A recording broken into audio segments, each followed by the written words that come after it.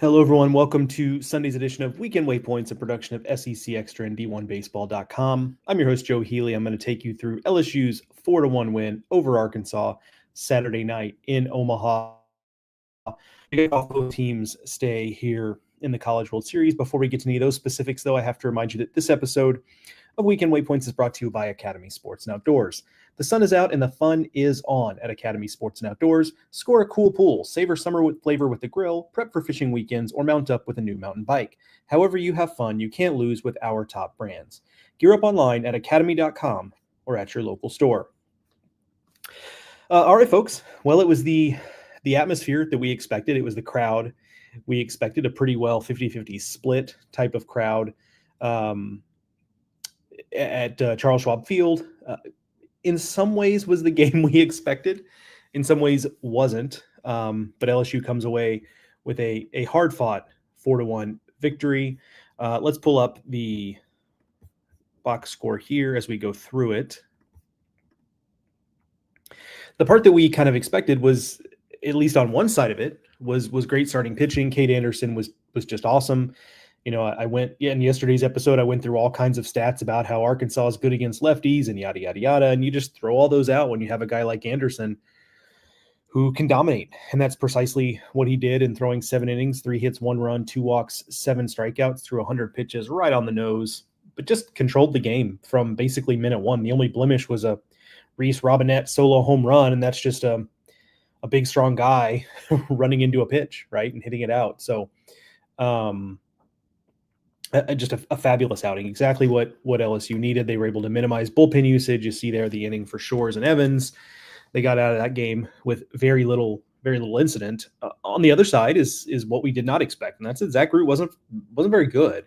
Now, I think context is important here. In post game, you know, Dave Van Horn was asked about the quick hook for Zach Root, and really the reasoning was, look, it was already 3-0. Ethan Fry's coming to the plate. Obviously, that's a guy who can do damage. You know, they were one gapper away from being up 5-0, 6-0, something like that. Or I guess in that case it would have been 5-0 because there were 2 men on. They just, and Arkansas felt like with Cade Anderson on the mound, they couldn't afford that. So, you know, it sounds like the type of deal where, you know, if this was a regular season game, if this was a game against a lesser opponent, you know, maybe they let Root fight through that. But just in that case, they felt like they just didn't have that kind of time. And they were right based on the way the game played out. Gabe Gackle comes in and he's awesome. Keeps Arkansas in the game, frankly, with 6 strong innings, 10 strikeouts, kind of a career best outing for Gackle in a lot of ways.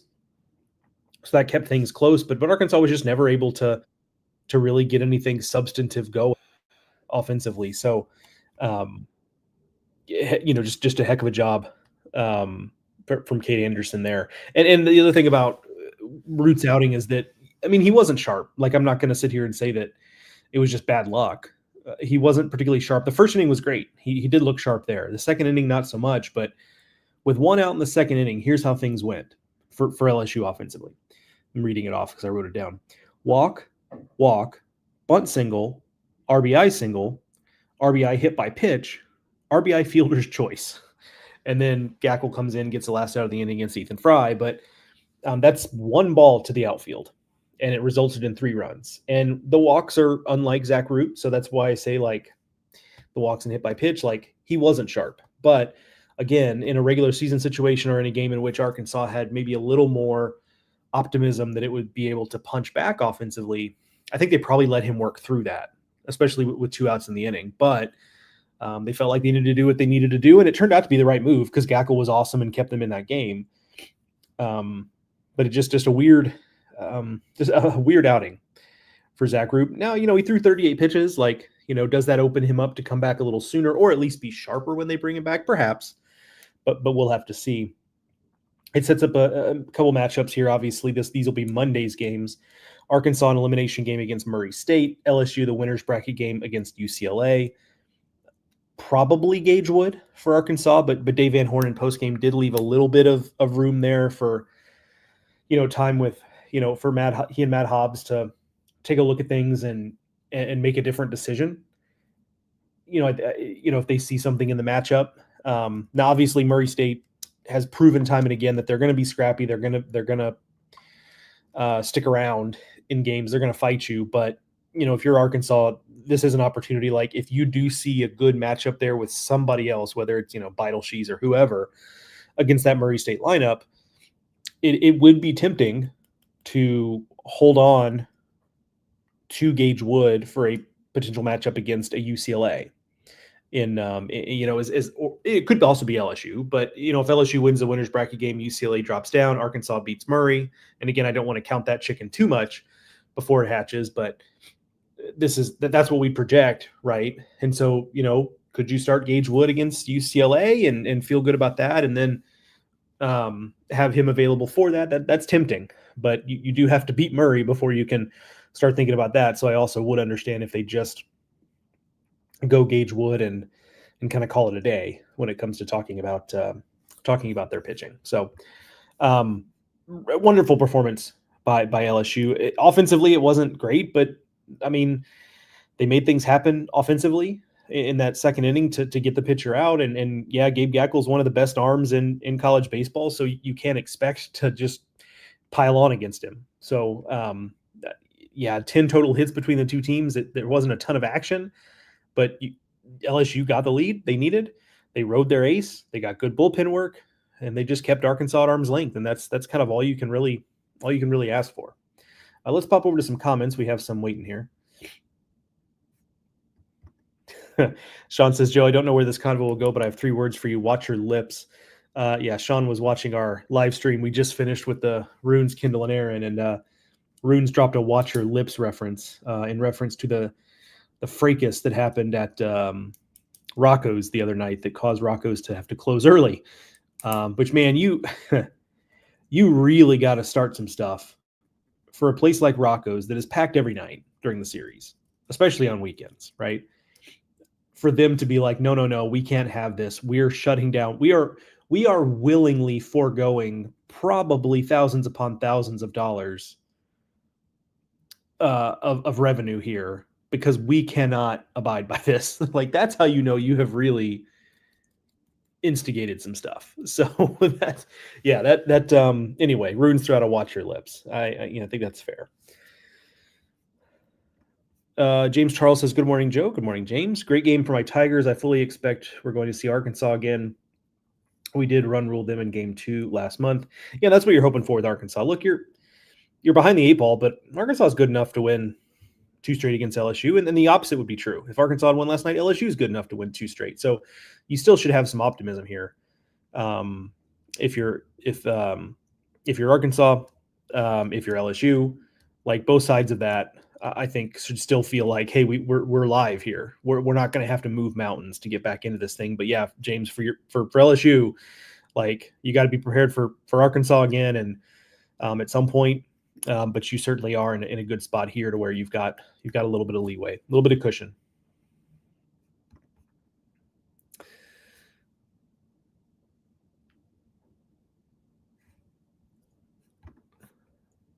Hollis Fourth says, sorry, I was reading this comment before I put it up on the screen just so I can kind of understand it. I don't totally, but hate that LSU's coach has an amazing pitcher that rewards his no swing walk and strikeout our way to cheap win strategy, aiming at foul instead of shooting at the hoop and playing.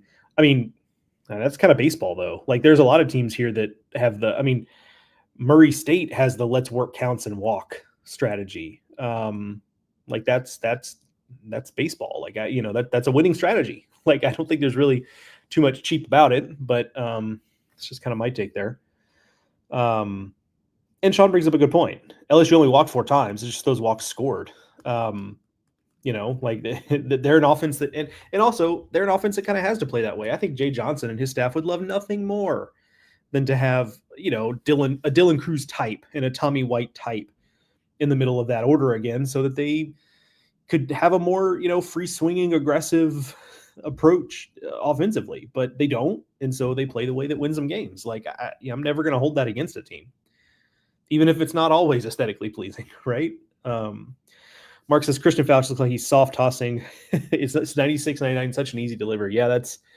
If there's such a thing as like an easy 99, Christian Fouch has it for sure. He might have just the easiest high end velocity in the country for sure. just totally game changing in that regard, and that's part of what has set Arkansas apart for so long this season. Christian Fouch is an important part of the bullpen, but for a lot of teams, Christian Fouch would be the even some very good teams. Christian Fouch would be the centerpiece of the whole operation in the bullpen, and he's not that at Arkansas because they have so much quality there. I also agree with Mark here in response to Hollis that they made Root execute and he couldn't, and LSU took advantage. Gackle executed and LSU got nowhere versus him. I'm agreement there too. Yeah, good point here, Sean. If there's an Anderson versus Root part 2, which there very well could be, depending on how the bracket plays out, it's possible that helps Arkansas given the pitch counts. It could, and at this point, you could say, well, they're going to see Root again, and now they've had some success and what have you. But I don't know. At this point of the season, not only have both teams already seen basically all these pitchers twice now, but also there's just so much. By this point of the season, you know what these teams are. You know who these pitchers are. You know what you have to do, and it's just a matter of who executes best. There's no surprise at this point. So yeah, it's a good point, Sean. Like the pitch count might matter there. So it could be a silver lining for Arkansas in that regard. Carl Dunn says, great win by LSU last night. I think Coach Johnson needs to move Bear. That's Jared Jones back down the lineup. Maybe so. Certainly last night was UGLY. 0 for 5 strikeouts for Jared Jones. And look, he I don't need to tell you this, but he's got some swing and miss in his game. But last night was an extreme example. And Sean brings up a good point. Like, it's a tough right-on-right matchup against Gackle, who's just like nasty. Who's just totally nasty. But still, for arguably your best guy in your lineup, you'd like it to be a little more competitive at the plate. But it was not. But yeah, they'll definitely be looking for a bounce back from Jones, whether he's in the same spot or further in the lineup or whatever. Like they're going to need more from him, obviously.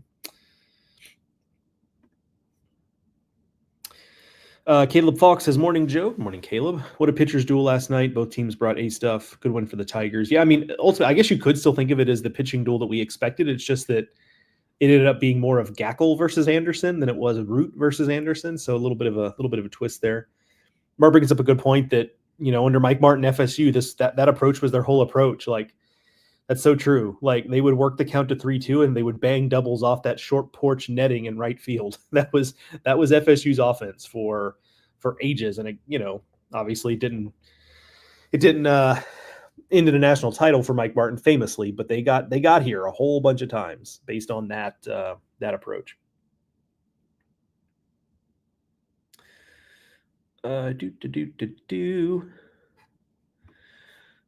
Juan Solo, I like that name. Curiel should have hit in Jones' spot in the lineup and vice versa. Yeah, it could be. Derek Curiel's kind of quietly gotten pretty hot for LSU. Very different types of hitters, obviously, Curiel and Jared Jones. But yeah, he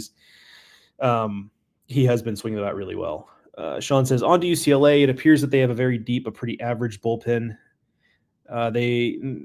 They may rely on just 2 to 3 guys, but none of them appear elite. Am I off base? Like, yes and no, Sean. Like, stuff-wise, yes. It is kind of pedestrian stuff-wise, and they acknowledge that, with a couple of exceptions. Easton Hawk is a freshman that would fit right in either LSU or Arkansas's bullpen in terms of stuff and quality and projectability, all that stuff. But generally it's a lot of sinker slider. It's a lot of 89 to 91 type of guys. But the secret sauce there is that John Savage is a fantastic pitching coach, not only in terms of teaching pitching, but understanding each pitcher's best role, best pitches, when to use those pitches, how to sequence them. Like, he's been doing this a long time. And their bullpen gives you a lot of looks. They've just got guys who they've just got a lot of guys who give,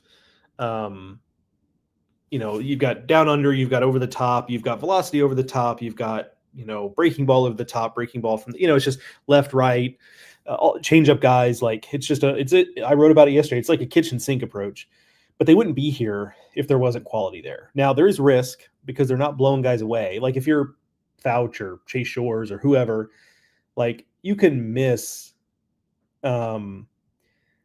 you can miss with 100 and still get a lot of swings and misses on it.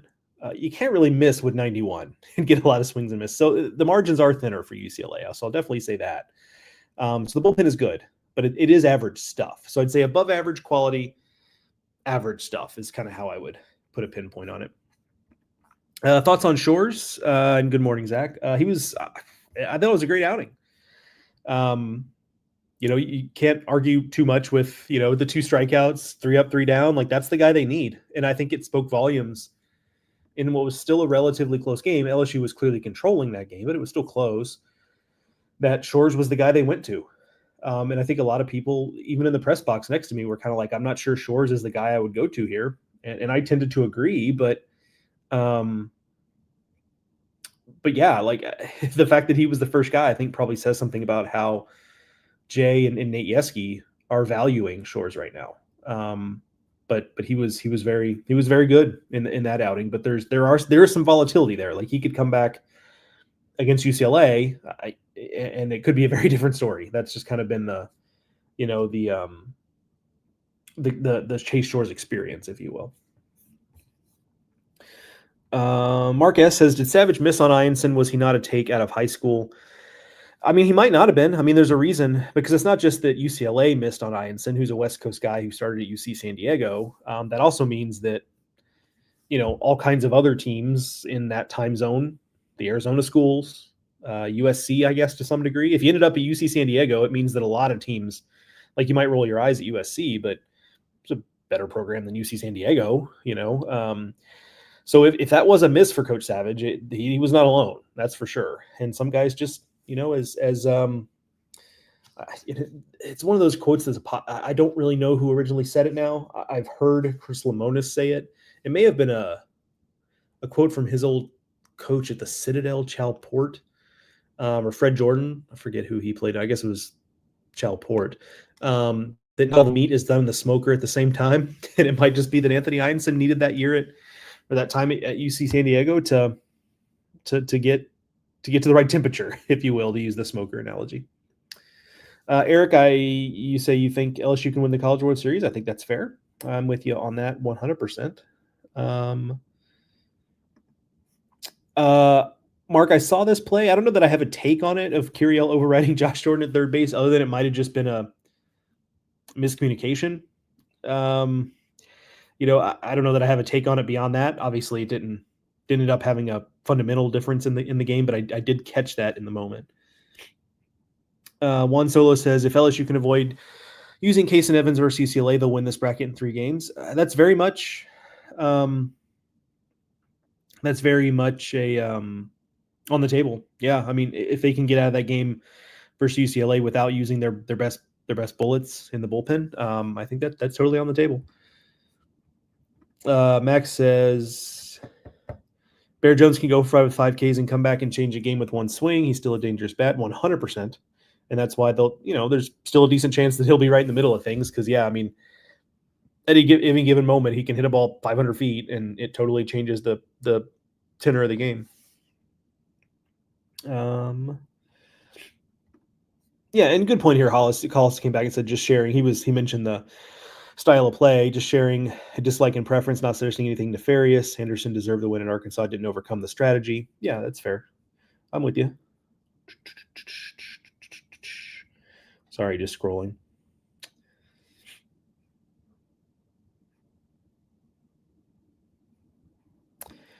Larry says, I want Anderson in St. Louis with pick number 5. Yeah, I think my St. Louis Cardinal family, decent number of family that either currently or have lived in the St. Louis area for a time. I think they would also like that, Larry. I think they'll be 100% on board with that. I have not heard, Mark, who UCLA is starting versus LSU. Here in Omaha, teams tend to be a lot more, I mean, they're cagey to begin with about this kind of stuff, but in Omaha, it even takes on another level. So I imagine we wouldn't, we don't typically find out, or we often don't find out starters until morning of that kind of thing. Joey says, sad the Vols didn't make it this year, but the great games have made watching a blast. Go all underdogs. Yeah, we've yet to really have like just a dog's dinner of a game. There wasn't a ton of, the Murray UCLA game never really felt in jeopardy, even though it was close on the scoreboard. And if that's your worst game, UCLA 6, Murray 4, I think you're in pretty good shape, like in terms of the quality of games you've had. So I'm totally with you, Joey. Daniel Ordoy, this made me laugh a little bit. Morning, Joe. My daughter Addison said, "What in the world is woe pig souffle?" We do eat anything down here. Go Tigers. That is funny.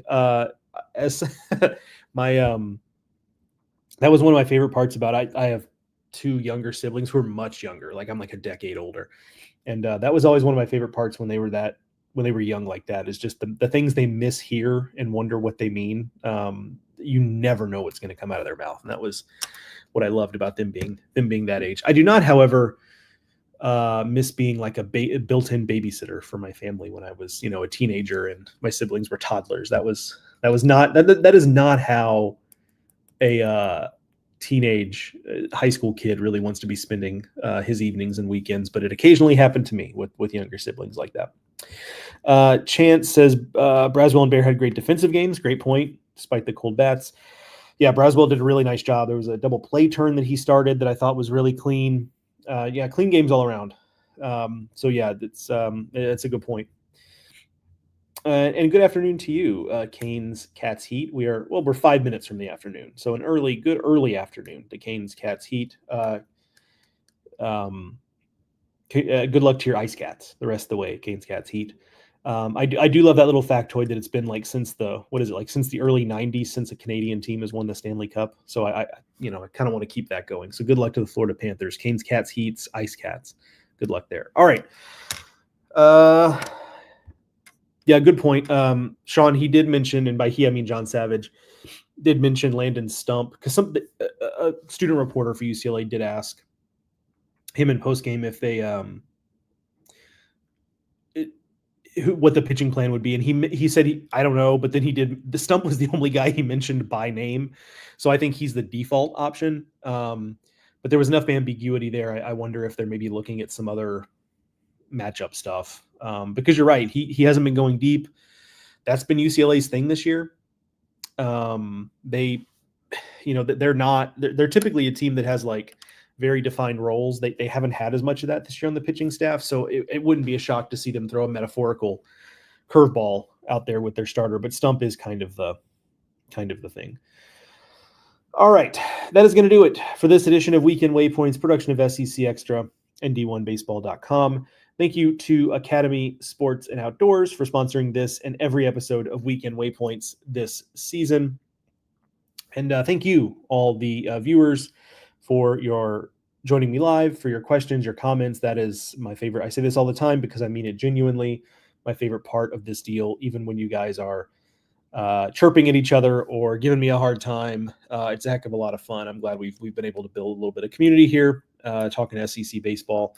The season rolls on. Weekend Waypoints will be back next Friday. By that point, we will have a much clearer picture of who we have left and who will be playing for the national title. Looking very much forward to that. So until then, we'll have our daily shows with the bigger group at D1 Baseball, Runes, Kendall, Aaron, and myself. Mark and I will be back with an episode of Highway to Hoover, middle of the week, let's call it, to kind of catch you up on where we are in the field. And then, of course, next weekend, I'll be back with Weekend Waypoints Friday, Saturday, and Sunday. Until then, folks, enjoy the baseball. I'll talk to you then.